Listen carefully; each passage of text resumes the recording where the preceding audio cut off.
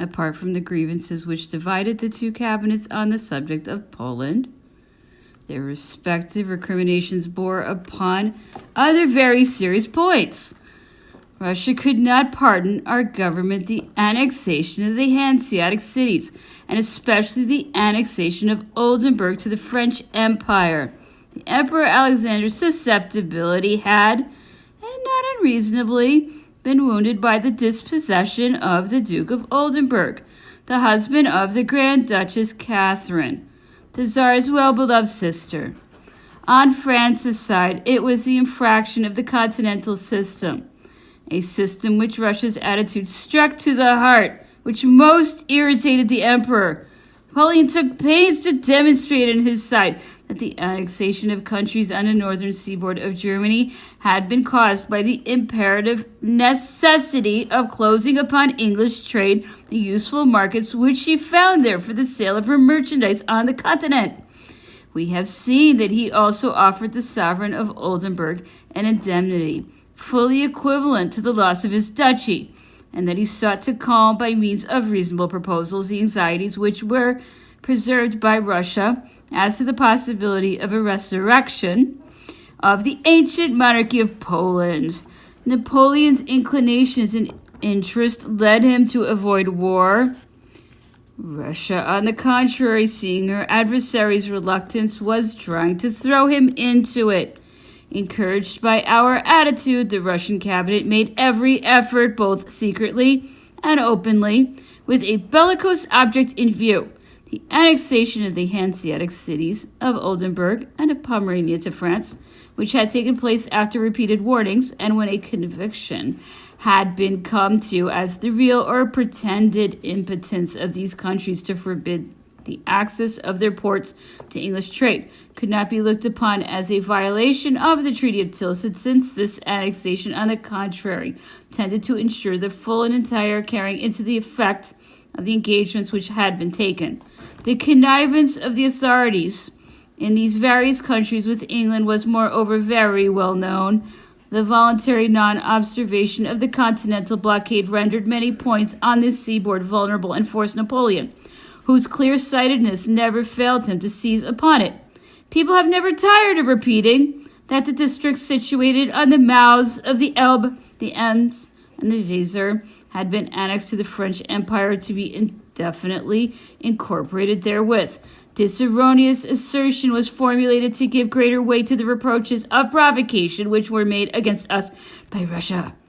In spite of the fact that the greater part of the hostile measures which this power took against France preceded these alleged provocations, the emperor wished to keep these different states in his hands as long as the maritime war should last. So penetrating a mind as Napoleon's could not dream of retaining indefinitely, for incorporation in a new empire, these remote regions, which it was his intention to surrender at the time of general peace. He was very well aware that, unless certain restitutions were made, all hope of a European pacification would be a chimerical one. However, in all his messages, the emperor kept repeating the declaration which he had never ceased to make, that as long as the British cabinet should persist in its attitude, so long would he also persist in the use of measures which this attitude had forced him to adopt. The thought of rescuing France and the states of the continent from the humiliating supremacy of England was a generous and a lofty one. The emperor's ardent and exclusive wish was to force peace upon the English government. All attempts to bring this about by negotiations had failed. His plan of invading England had failed. One means alone remained efficacious, that, namely, of closing all access to the continent to the commerce of our enemies. The decrees of the British cabinet under the date of May 16, 1806, which declared the coasts of France and Holland from the Elbe to Brest in a state of blockade, had decided the continental system. Napoleon replied to the blockade of the continent with the blockade of the British Isles. The extraordinary measures decreed to bring this great enterprise to a successful issue were its natural consequence. The first clause of the treaties of peace with Russia, Sweden, and Prussia had been the adhesion of these powers to the continental system. This condition was also imposed on the other states on the continent. In this way, England was placed under the taboo of the continent.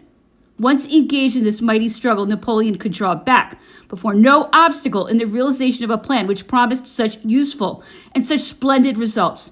There was the price of the efforts of the continental states. 1 or 2 years more, and the object was gained. Those who have looked upon this conception as a mad and impracticable scheme have not considered that Napoleon's enterprise was easier of execution than was the realization of the threats of the English government, and that the power of the man who had conceived it equaled his genius. Its success would have, as a matter of fact, been infallible. It needed the unheard of disasters to which France fell a victim to save England, and to bring back to her the states which would have profited by her ruin.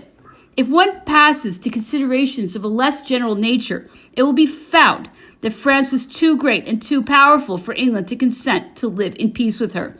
Had our country not been sustained by an energetic hand, it would only have been by keeping itself in a state of dependence and submitting to the laws of its rival that it would have succeeded in enjoying a delusive calm as long as England found means to arouse the continent by exciting the passions of the European cabinets and aristocracy. She employed all of her energies for the ruin of France and the imperial dynasty. It was to her the to be or not to be of Shakespeare's Hamlet. The French Empire had either to put its neck under the yoke of this irreconcilable enemy and submit to the consequences of its implacable hatred, by giving up the only means of bringing her to equitable conditions, or to persist in the rigorous system of blockade which had been conceived by Napoleon. The latter had not always a choice of means, and the calumnies spread abroad against the character of the greatest man of modern times will pass away, together with the many commonplace accusations of despotism and hatred of liberty, with which it has become conventional to charge his memory. Impartial posterity will appreciate what he did for France, and what the circumstances in which he was placed prevented him from accomplishing. The incompatibility of the new France, both under the Republic and under the Empire, with old Europe could only cease by the triumph of the former, the liberal reaction for which the nations were not ripe at the time, and which was progressing secretly, but not without Napoleon's knowledge, would have been inevitably accomplished if peace had crowned our victories. Does one wish to know what Napoleon's secret and the reason of a part of his success? It was that he constantly studied the dispositions and the needs of the people, that he could decide what was the general tendency of men's minds, and knew how to seize upon it. Napoleon was ambitious, but always and above all with a patriotic purpose in view. He only undertook what he was able to accomplish, and the unceasing motive of his ambition was an ardent love for his country, on which all his thoughts and all his actions were based. If he committed faults, they always had this noble sentiment for cause and for excuse. And to what a height did not these very faults raise the French name? The Emperor of Russia had appeared at Tilsit to share Napoleon's feelings towards England. Alexander's first words on the raft on the Niemen, "Like you, I am England's enemy," had flattered Napoleon's heart and were destined to smooth away all obstacles which might still separate victor and vanquished. Later on, when the two sovereigns met at Erfurt, the Emperor Alexander pretended to persevere in the same feelings, with a view of assuring himself of the cooperation of a powerful ally against the common enemy.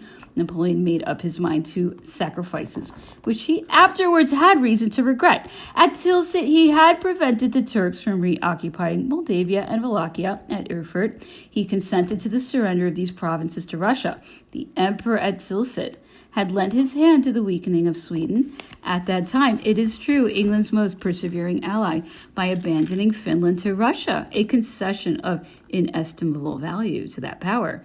He complained later on with reason in one of his letters to the Emperor Alexander that he had only contributed to the aggrandizement of Russia to see French trade excluded by the Russians from Moldavia up to Finland, and yet the league formed by the Emperor against England had a future object which would have been profitable not only to France, but to Russia herself, as well as to all the maritime powers of the North. The year of 1811 and the first months of 1812 were taken up with an exchange of diplomatic notes between the Russian and French cabinets and a correspondence between the two sovereigns, the substance of which on Napoleon's side was, "You are preparing for war. It can only be against me, but I am defending our common interests against England, and I have accordingly no wish to attack you. You are obliging me to imitate you. War may be the result, although I do not wish for it, and you perhaps do not desire it yourself. Is there no means of coming to an understanding?" In the meanwhile, Russia was secretly preparing to commence the war. Colonel Bouturlin, whom we have already quoted, relates on page 58 of the first volume of his military history of the campaign of 1812 that Russia wished to commence the attack in the spring of 1811, but recognized that she was not ready to do so at that time. At last, in the month of February 1812, when the formidable display of troops in Russia, ceasing to menace her natural enemies, had been spread out along the frontiers of the Grand Duchy of Warsaw, the Emperor sent for Colonel Chernychev, Alexander's aide-de-camp, who since 1808 had been constantly living close to his person in the capacity of confidential intermediary. Napoleon unburdened himself towards him on the causes of a misunderstanding which existed between France and Russia, and charged him with conciliatory proposals for this master. Chernychev went off but did not return. He carried away with him reports on the state of the French army, which he had succeeded in getting from an employee at the War Office, a man called Michel, who paid with his head for the treachery which he had committed in favor of the Tsar's aide-de-camp. The emperor applied himself with all of his might to minimize the rigorous effort of the prohibitive measures which he had been forced to adopt. He proposed equivalence, the system of licenses by means of which England was prevented from drawing money from the continent in exchange for the produce of her trade. The licenses allowed merchant vessels to import a certain quantity of colonial produce on condition of exporting the equivalent value in French merchandise. Every ship bearing a license freighted with a cargo of native productions was allowed to go and exchange its cargo in England for colonial produce and raw materials alone, but not for manufactured goods. In this way, England received no money, and goods of English manufacture could not penetrate on to the continent. The speculators who obtained these licenses very often paid no attention to the condition of exporting French goods, the entrance of which into England was subjected to very heavy duties. They used to load their ships with goods which had the least sale in France, and would often throw these cargoes overboard when at sea, instead of seeking to introduce them into England.